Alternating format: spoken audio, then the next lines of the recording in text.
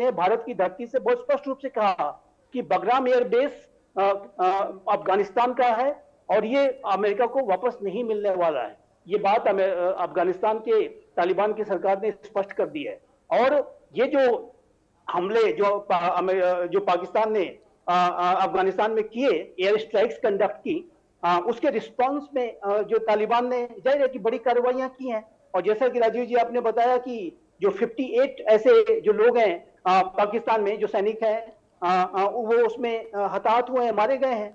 पाकिस्तान हालांकि नंबर्स को कम बता रहा है, लेकिन कम से कम 58 की संख्या तालिबान दावा कर रहा है। और उसके अलावा हमने ये भी देखा था हाल के समय में कि पाकिस्तान की सेना के द्वारा लेजर गाइडेड बॉम्ब्स का इस्तेमाल, JF-17 जैसे फाइटर जेट्स का इस्तेमाल पश्तून आबादी के ऊपर हमले करने के लिए किया गया। खैबर पख्तूनख्वा में वो जाहिर है कि पश्तूनों के साथ आप इस तरीके का ट्रीटमेंट करेंगे, अपनी स्वयं की आबादी के ऊपर मिलिट्री एयरक्राफ्ट से और फाइटर जेट से और लेजर गाइडेड बॉम्ब से हमले करेंगे, तो पश्तूनों के अंदर क्या सेंटिमेंट्स आएंगे और वो किसको फिर सपोर्ट करेंगे? जाहिर है कि वो फिर TTP जैसे संगठनों को सपोर्ट करेंगे। तो ये जो पाकिस्तान का ये पूरी क्राइसिस जो पाकिस्तान फेस कर रहा है, उसका खुद का क्रिएशन है। और ये जो सोच है जो मियां आसिफ अली साहब ने अभी दर्शाई है, उसी तरीके की सोच पाकिस्तान की एस्टेब्लिशमेंट में भी है। और जब तक वो सोच रहेगी, मुझे नहीं लगता कि ये अफगानिस्तान और पाकिस्तान नहीं, मुझे इससे कोई एतराज भी नहीं है। मियां आसिफ अली ने जो बातें कही हैं, हम अपने डिस्कशन में नकली पॉइंट ऑफ व्यू नहीं दिखाना चाहते। जो पाकिस्तान में चल रहा है वही अगर मियां आसिफ अली रिप्रेजेंट कर रहे हैं तो हमारा डिस्कशन सही रास्ते पर जाएगा। अगर वो नकली बातें सामने रख देंगे तो उससे बात नहीं हल होगी। लेकिन मियां आसिफ अली, अब आपका रुख करते हुए क्या एक बात मैं कहूंगा, देखिए मियां आसिफ अली साहब एक बड़े पत्रकार हैं, पाकिस्तान के इंटेलेक्चुअल हैं, उनकी अपनी भी जिम्मेदारी बनती है कि वो किस तरीके के नैरेटिव को विश्व के सामने रख रहे हैं। और जाहिर है कि जो अंतर्राष्ट्रीय मीडिया में वो नैरेटिव को अगर रख रहे हैं तो उसमें उनको इस बात को भी समझना होगा कि अफगानिस्तान का अपना एक सम्मान है, डिग्निटी है, अस्तित्व है, और उसको वहां के इंटेलेक्चुअल्स को और बड़े पत्रकारों जैसे मियां आसिफ अली साहब जैसे पत्रकारों को सम्मान देना चाहिए। मैं ये अवश्य कहना चाहूंगा एक सलाह के तौर पे। चलिए, वो अपनी बात रखें और वो ये भी रखें कि पाकिस्तान में आम सोच क्या है। मेरे ख्याल से वो उसको भी रिप्रेजेंट कर रहे हैं। मियां आसिफ अली, क्या पिछले दिनों में, मेरा बेबाक साहब के सामने क्वेश्चन है, अफगानिस्तान के फॉरेन मिनिस्टर आमिर खान मुत्ताकी, जिनके ऊपर UNSC की तरफ से ट्रैवल बैन लगा हुआ था, वो ट्रैवल बैन खुलता है, उसके बाद वो रूस जाते हैं, रूस के बाद एक हफ्ते के लिए भारत आ जाते हैं। क्या ये पाकिस्तान को अखरा है अंदर ही अंदर कि जो उसका, जिस पर उसने सबसे ज्यादा यकीन किया था, जिसके क्रिएशन के पीछे शायद बहुत कुछ उसने किया हो जब रजीम चेंज हुई थी 2021 में, वो डाइवर्ट कर रहा है खुद को? क्या ये तकलीफ है एस्टेब्लिशमेंट में? आपका एनालिसिस क्या है? देखिए, यहाँ पे दो टाइप के माइंडसेट है पाकिस्तान के अंदर। एक तो वाला जिनको ये तवक्को थी कि हो सकता है 100% कंफर्म था कि अगर ये जो मौजूदा रजीम आ चुकी है, जो तालिबान है, ये आए तो शायद पाकिस्तान और अफगानिस्तान के ताल्लुकात बेहतर हो जाए। दूसरी तरफ एक बड़ा तबका ऐसा भी था जो हमारे जैसे लोगों का था, जिनका हिस्टोरिकल बेसिस पे ये कहना था कि ये पॉसिबल नहीं है। अफगानों की जो सरश्त है, जो उनकी माइंडसेट है, जो उनकी नेचर है, उसके हिसाब से ये पॉसिबल नहीं है कि हम अफगानों के साथ उतने बेहतर ताल्लुकात कायम कर सके। क्योंकि ख्वाहिश तो होती है हर किसी की कि उसके जो नेबर कंट्रीज हैं उनके साथ अच्छे रिलेशंस हों, लेकिन जो हमारे कुछ लोगों का ख्याल है कि जिस तरह बहुत भी ताल्लुकात कायम हो जाएंगे, तो ये पॉसिबल नहीं था। उस वक्त जिन लोगों को, कुछ लोगों को खुशफहमी थी, वो दूर हो गई है। क्योंकि अफगानिस्तान आज से नहीं, जब से पाकिस्तान बना है उस वक्त से लेकर अब तक हमारे लिए मसाइल ही बनाता आ रहा है, यहाँ पर प्रॉब्लम्स ही क्रिएट करता आ रहा है। और उनके नेचर ये है कि या तो अगले के गले पड़ जाओ या उनके पांव पड़ जाओ। तो जब हम उनको प्यार से, मोहब्बत से उनको रिस्पेक्ट देने की कोशिश करते हैं, हालांकि मेरी ख्वाहिश है, और ये बड़ा अच्छा हुआ है कि आमिर खान मुत्तकी से जो पाबंदियां, जो सैंक्शंस हैं, वो हट गई हैं। जो भी किसी इलाके की गवर्नमेंट है उसको आजादाना फैसलों का हक होना चाहिए। लेकिन अफगानिस्तान एक तरफ हमारे ऊपर डिपेंडेंट है, पाकिस्तान के ऊपर हर लिहाज से डिपेंडेंट है। उनके जितने लोग हैं उनके, अगर मैं कहता हूं कि अफगानिस्तान के साथ हमारे ताल्लुकात खत्म भी हो जाएंगे तो पाकिस्तान के फायदे हैं कि 1.5 करोड़ अपनी हमारे इकोनॉमी उन्होंने दी है। वो टैक्स फ्री लोग हैं, स्मगल करते हैं। अफगान ट्रेड जो इंडिया से चीजें हैं वो पाकिस्तान में पहुंच जाती हैं, पाकिस्तान में सेल होती हैं। हमें अरबों डॉलर का जो वो लॉस हो रहा था। फिर जितने यहाँ पे टेररिज्म के वाकयात हो रहे हैं, आज ही नहीं, जब ये लास्ट टाइम जब 96 का दौर था, 97 का दौर था, तब भी वहां तालिबान थे और मुल्ला उमर उस वक्त खुद वहां पे थे।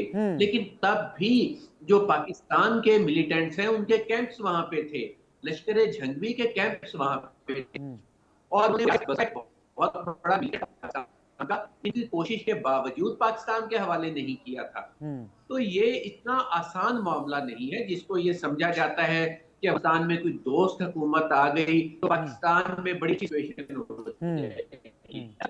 अगर वहां पे हमारे बहुत अच्छी कोई ऐसी दोस्त हुकूमत के जिसे आप कह लें कि 2 स्टेट्स जैसे आपके यहाँ है, हमारे प्रोविंस है, इस तरह के रिलेशंस भी बन गए तो मारे हमी ने जाना है, लॉस हमें ही होना है, क्योंकि इकोनॉमी हमारी तबाह होनी है उनकी वजह से।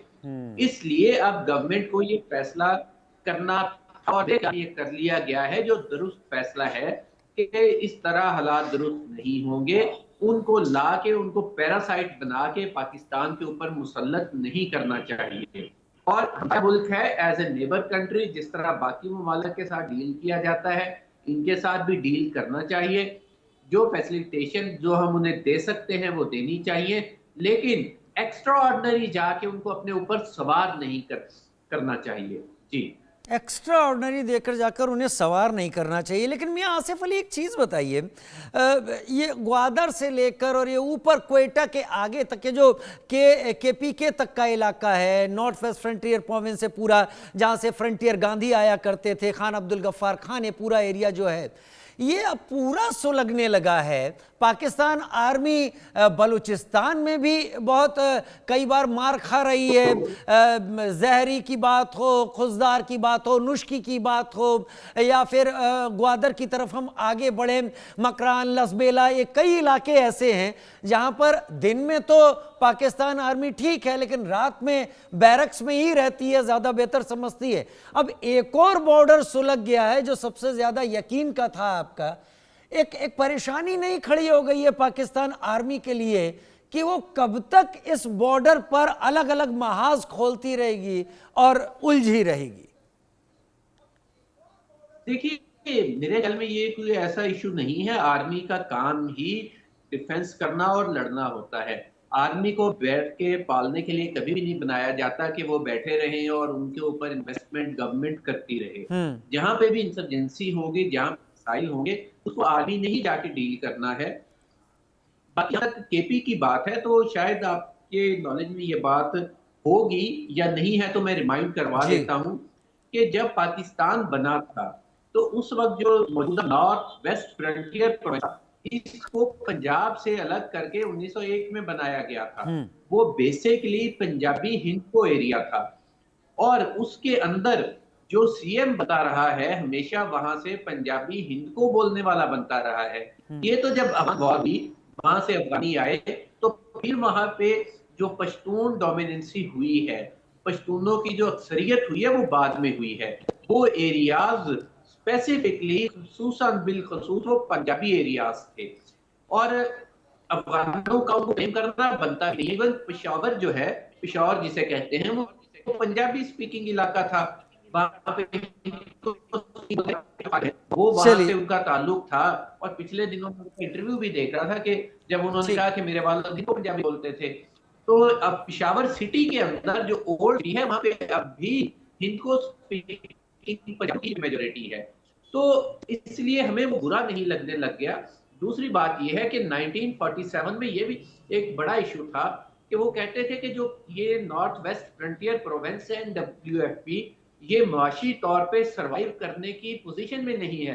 तो इस कदर जो बोझ इलाका है जिस पे खर्च करना पड़ेगा फेडरेशन को, उसको पता नहीं है पाकिस्तान भी लेता है कि नहीं लेता, इंडिया भी लेता है कि नहीं लेता, इतना लॉस में जो जा रहा है। तो इसलिए ये इलाके कोई इस तरह के नहीं है कि जहां से कोई बहुत ज्यादा पाकिस्तान को उस वक्त भी इनकम थी या फायदे थे। अब बलूचिस्तान के अंदर बहुत ज्यादा इन्वेस्ट करना पड़ता है, टैक्सेस सारे हम देते हैं यहाँ से, लेकिन बहुत बड़ा हिस्सा जो है उनको चला जाता है। लेकिन जाहिर है फेडरेशन है, फेडरेशन के हिसाब से चलिए जाना है। खैर तो मेरे वो पास इतने अब थोड़ा मसाइल वक्त नहीं कम है, है। माफी के साथ क्योंकि आज बड़ी अच्छी डिस्कशन हुई। मेरा वक्त मुझे पीसीआर कह रहा है कि थोड़ा कम मेरे पास पड़ रहा है, लेकिन उम्मीद से परे जवाब दिए जाने की बात जो भी आसिम मुनीर यहाँ पर कह रहे हैं, मैं इसको इस तरीके से लेता हूं कि एक फील्ड मार्शल अपने कैडेट से इससे बेहतर और क्या कहेगा, वो यही सारी बातें कहेगा और इसी सारी बातों की उम्मीद भी होगी। लेकिन जब वो कहते हैं कि वो इंडिया की स्ट्रेटेजिक डेप्थ को खत्म कर देंगे तो थोड़ी सी बड़ी बात हो जाती है, क्योंकि ये उम्मीदों से आगे है। अगर ऐसा होता तो शायद ऑपरेशन सिंदूर में हवा में तबाह नहीं हो रही होती कई सारी मिसाइलें। खैर हम आगे भी इस पर चर्चा करेंगे, डिस्कस करेंगे। बहुत शुक्रिया आप सभी मेरे साथ जुड़े, major general Brajesh Kumar, Sanjeev sir आप और मियां आसिफ अली। बहुत बेहतर लगा आप लोगों के साथ डिस्कस